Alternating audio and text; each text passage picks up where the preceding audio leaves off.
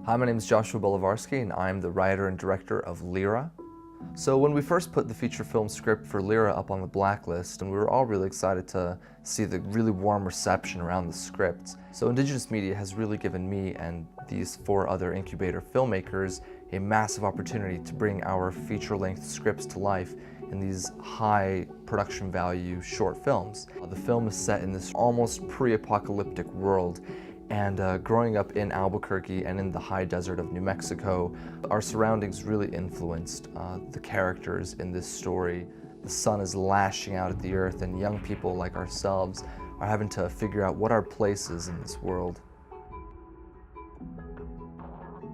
So Lyra has always been a story about young people caught at a crossroads in their lives, and being able to work with Sosie Bacon and Matt Cain as our 2 lead characters was such a rewarding opportunity. They are such passionate actors, and they really did believe in the writing. Giving them notes, we would all talk through the notes and really try to find a consensus between the 3 of us on how these characters would respond in these situations. Miriam echoes a lot of the struggles and conflicts that most young people have, and that we're all trying to figure out what our place is in life, and just what the idea of home means to us.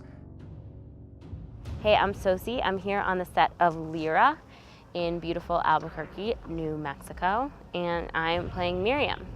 All the images of Miriam in sort of this red, sandy, deserty kind of landscape, I think makes her look even more on this earth that's kind of crackling and about to just kind of disintegrate. And I feel like storms and sandstorms and all that stuff, that's like the norm for the 2 of them now. Like this is like what they're used to. I think definitely the landscape adds to it. I mean, you couldn't shoot it anywhere else. My name is Matt Cain, and I'm playing Luke in Lyra. I think he's an optimist, and he's got his head in the stars and is kind of focused on this potential second chance for humanity maybe, and then on a more personal level for himself, but more importantly for Miriam. And that selflessness, I think, is kind of amazing and romantic. I've never been to New Mexico. You know, I knew that we were going to be shooting here, so I was excited for the opportunity to come around. And it's beautiful, it feels perfect. We shot outside, and there were these amazing lightning and sort of thunderstorms that were just so dramatic and beautiful and kind of otherworldly. It really set the story in a very ambiguous place, it kind of feels like. Like it's New Mexico, but the fact that we're setting this in the future and this is the world in a kind of dire state, we have the perfect landscape for that here. You can turn over and like kind of look at yourself in the mirror, and you can get a shot of you just like thinking as you see yourself in the mirror, and then just open this and pull out that tape recorder. When you first approach a film as a writer, you see it in one way. That's the way it's in your head. But then when you get on set and you suddenly see it realized by these actors and this cinematographer and these art directors and all these people that are bringing it to life, you realize, oh, it's not just the way I wrote it. It becomes this living, breathing organism that kind of takes a life on of its own. Hi, I'm Tabitha Orr, the production designer for Lyra, and I'm in our character Miriam's bedroom. Her nickname is Mir, and this backpack we made special just for her. It was her mother's, and it's one of the few things she has of her mother, the C. Keating. We also have bits of the character of what defines her.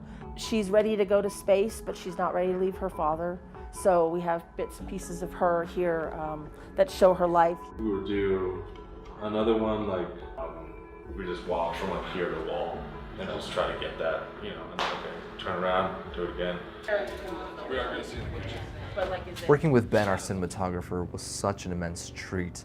The artistry that he brought to the set through even elements like positioning of a shadow, every visual piece of this picture had to represent some narrative element, and I love that approach.